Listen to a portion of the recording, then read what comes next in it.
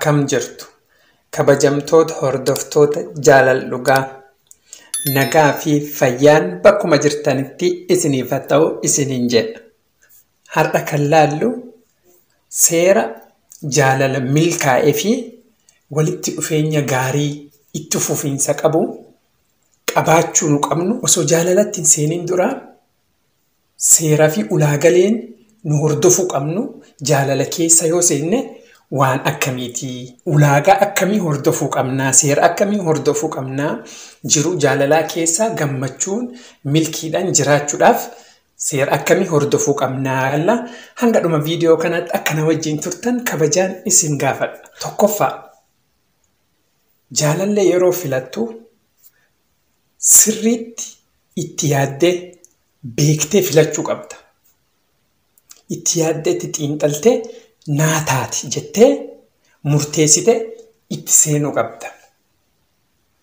Ittaansee ammoo lammaffaa yaada jaalallee keetii yaada fi amantii waan inni fedhu waan isiin feetu beekuu qabda.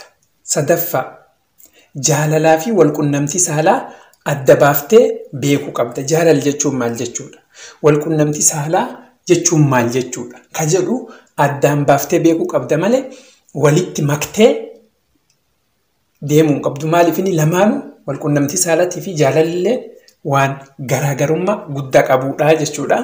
Arfaffaa fuudhaaf heerumaa yookaan ammoo gara cidhaatti hin deemin dura yeroo dheeraa fi amala wal barattanii wal beektanii walii galtanii yaada walii hubachuu qabdan. Shanaffaa waan barbaaddan walii ibsuu walii himuu walii dubbachuu waan fedhii keetii waan fedhii isii adda baaftanii walii himuu waan akkanaa fedhaa atillee waan akkasii ka jedhu walii galuu qabdanii jechuudha. Wal loltanii guyyaa tokko addaan buluu hin qabdan. Ja'affaa yeroo walitti mufattan guyyaa tokko addaan buluu hin qabdan. Yeroon sun walitti araaramuu qabdan. Osoo isin walitti hin araaramin guyyaan tokko akka isinirraa hin dabarre. Maaliifini haguma isin addaan turtaniin rakkinni cimaan uumamaa deemaa jechuudha. Garaagarummaan addaan fageenya keessanillee akkasumatti babal'achaa deema. Ammoo wal amantaa fi walitti dhiyeenyi baay'ee murteessaadha.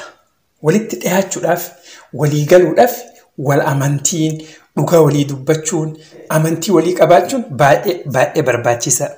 Miidhaa nam tokko irratti gammachuu barbaadu yookaan ammoo dogongora nam tokko irratti gammachuu barbaaduuf deemu yoomiyyuu gonkumaa hin godhin.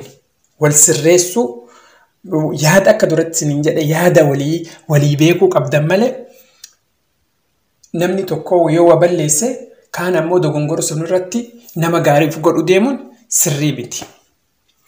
Indhumaa ammoo kabaja walii qabaachuun jaalala keessatti baay'ee murteessaa.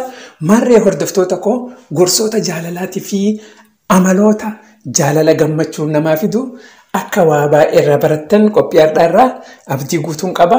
Viidiyoon kun isinitti tola laayik gochuu hin dagatina. Ammoo chaanalii keenyaaf namoota haaraa taatan sabskiraayib godhaa. Hanga viidiyoo biraatiin wal agarrutti nagaa.